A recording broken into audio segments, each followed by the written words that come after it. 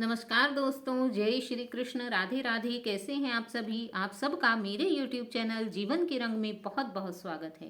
प्यारे भक्तों, जैसे कि हम सभी को मालूम है कि हिंदू धर्म के प्रत्येक महीने को 2 भागों में विभक्त किया जाता है, जिसे हम कृष्ण पक्ष व शुक्ल पक्ष के नाम से जानते हैं। यहाँ पर कृष्ण पक्ष का अंतिम दिन, जिसे हम अमावस्या के नाम से जानते हैं, तथा शुक्ल पक्ष का अंतिम दिन, जिसे हम पूर्णिमा कहते हैं। तो आज हम यहाँ बात करेंगे माघ मास के कृष्ण पक्ष के अंतिम दिन, जिसे हम माघी अमावस्या या मौनी अमावस्या भी कहते हैं।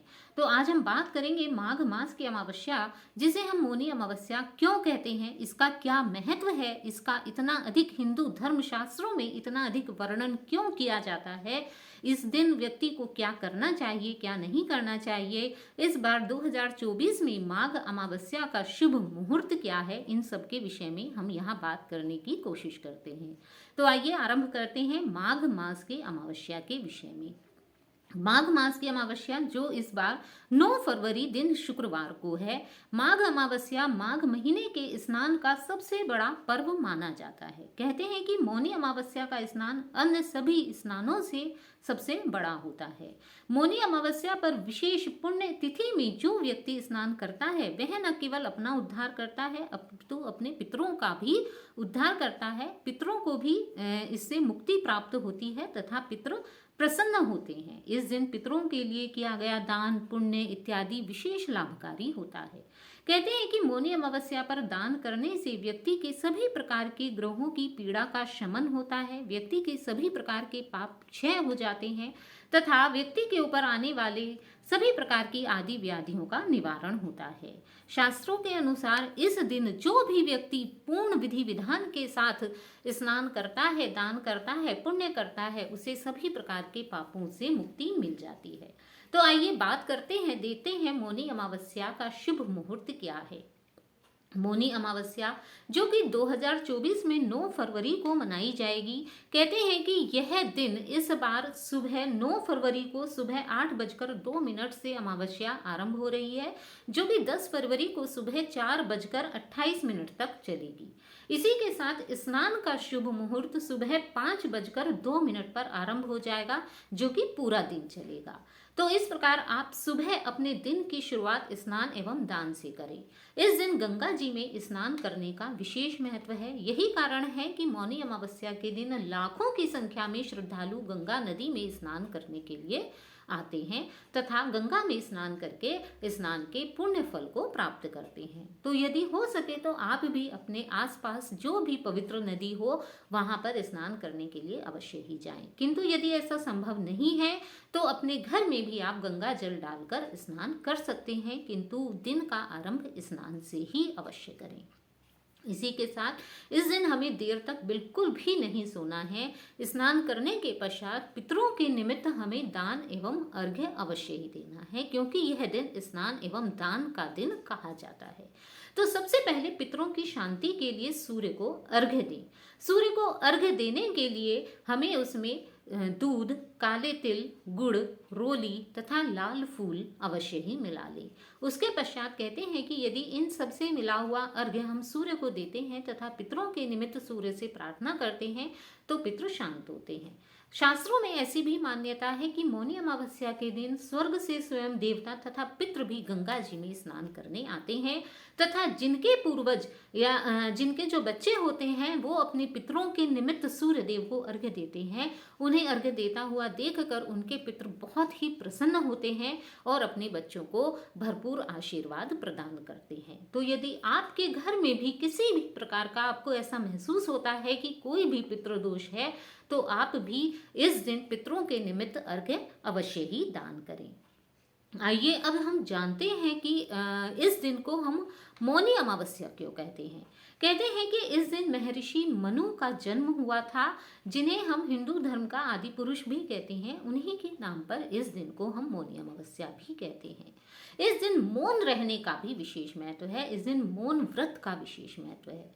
वैसे भी इसका यदि हम वैज्ञानिक महत्व समझें तो वैज्ञानिक महत्व इसका यह है कि मन का सीधा संबंध चंद्रमा से होता है तथा अमावस्या के दिन चंद्रमा जो कि सूर्य से अस्त हो जाता है, अतः मन की स्थिति बिगड़ने लगती है। इसीलिए मन की स्थिति को शांत करने के लिए, मन को सुधारने के लिए, मन को शांत रखकर इस दिन व्रत किया जाता है तथा ईश्वर का जाप किया जाता है। इससे व्यक्ति में इंद्रियों पर संयम रखने की क्षमता का विकास होता है तथा भविष्य में व्यक्ति अपने इंद्रियों को वश में कर पाता है।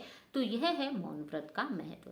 अब यदि हम इसके धार्मिक महत्व की चर्चा करते हैं तो इस दिन व्यक्ति को अपने विचारों को शुद्ध रखना चाहिए तथा विचारों को शुद्ध करने के लिए व्यक्ति को अंदर से प्रयास करना चाहिए, क्योंकि विचारों बाहर की वस्तु नहीं है अपितु मन के अंदर की वस्तु है। और मन के अंदर की वस्तु को यदि हम शुद्ध करेंगे तो उसके लिए हमें प्रयास भी मन के अंदर से ही करना पड़ेगा। तो हम जब शांत व्यक्ति होता है, जब व्यक्ति चुप रहता है, तो बाहरी जगत से वह धीरे धीरे कटने लगता है, क्योंकि जो वाणी है वह बाहरी जगत से संबंध रखने का साधन है और जो मौन है, जो चुप रहना है, वह व्यक्ति के आंतरिक जगत का अंदरूनी मन से संबंध बढ़ाने का साधन माना जाता है। अतः मौनी अमावस्या के दिन जब व्यक्ति शांत रहकर, चुप रहकर अपने मन के साथ अपने संयम को बढ़ाता है, अपने मन के साथ अपने हृदय को लगाता है, तो उसका संयम बढ़ता है, विचारों में शुद्धता आती है, ईश्वर के प्रति सात्विक भाव बढ़ जाते हैं तथा व्यक्ति का ईश्वर के प्रति प्रेम बढ़ता है और ईश्वर का उससे लगाव भी बढ़ता है। तो इसीलिए यदि हो सके तो व्यक्ति को पूरा दिन इस दिन मौन व्रत अवश्य ही रखना चाहिए। किंतु यदि ऐसा संभव नहीं हो तो भी स्नान दान करने से कम 1.25 घंटे का व्रत तो अवश्य ही करना चाहिए, ऐसा शास्त्रों में विदित है।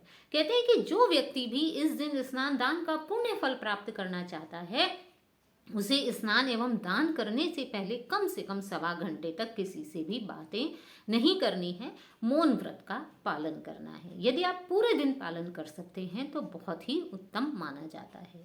इसी के साथ इस दिन दान का भी विशेष महत्व है। तो हमें क्या दान करना चाहिए इसके विषय में थोड़ा देख लेते हैं, क्योंकि मौनी अमावस्या सर्दियों के दिन में आती है और माघ का महीना तिल दान के लिए विशेष महत्वपूर्ण माना जाता है।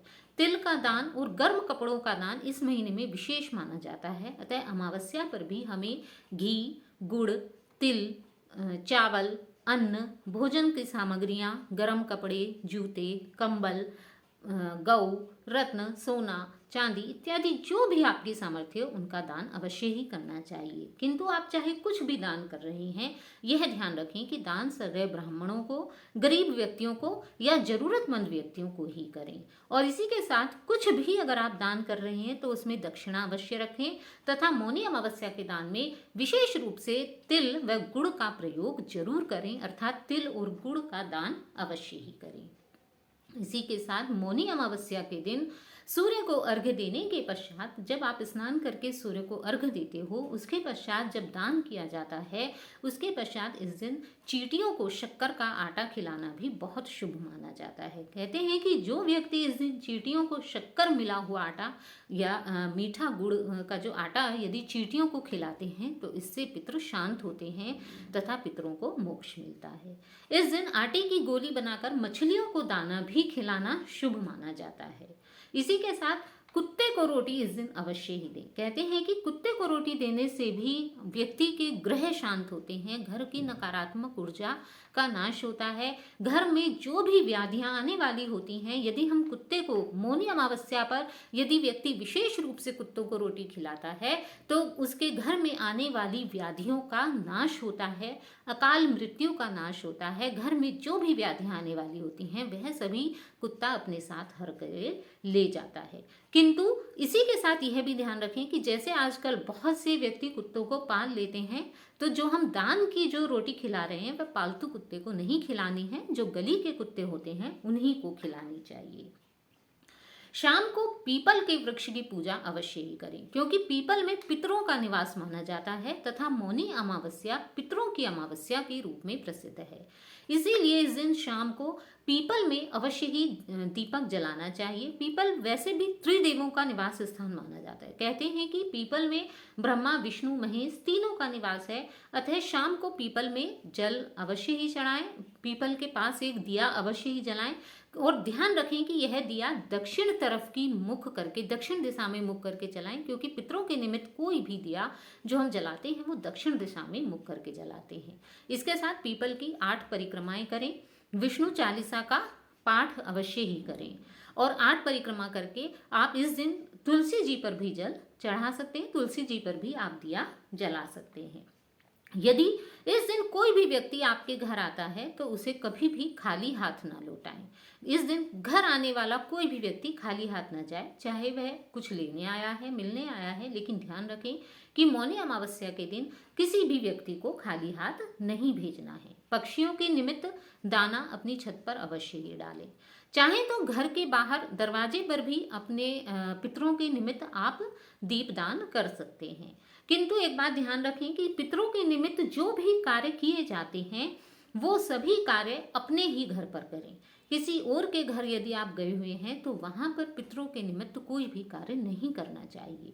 और यदि कोई ऐसी स्थान पड़ जाता है, आप 9 फरवरी के दिन, अमावस्या के दिन आप किसी और जगह हैं और आप अपने पितरों के निमित्त दीपक इत्यादि जलाना चाहते हैं, कोई भी पुण्य कर्म आप करना चाहते हैं, तो आप वहाँ के मंदिर में चले जाएं, लेकिन किसी और के घर में रहकर पितरों के निमित्त कोई कार्य नहीं करना चाहिए।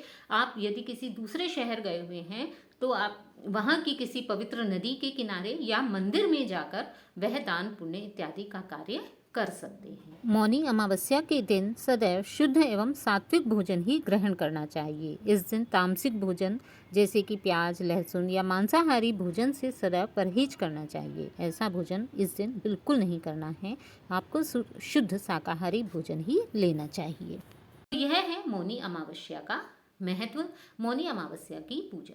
तो मौनी अमावस्या के दिन अपने पितरों के लिए अवश्य ही स्नान करें, दान करें, इससे आपका भी शांति होगी।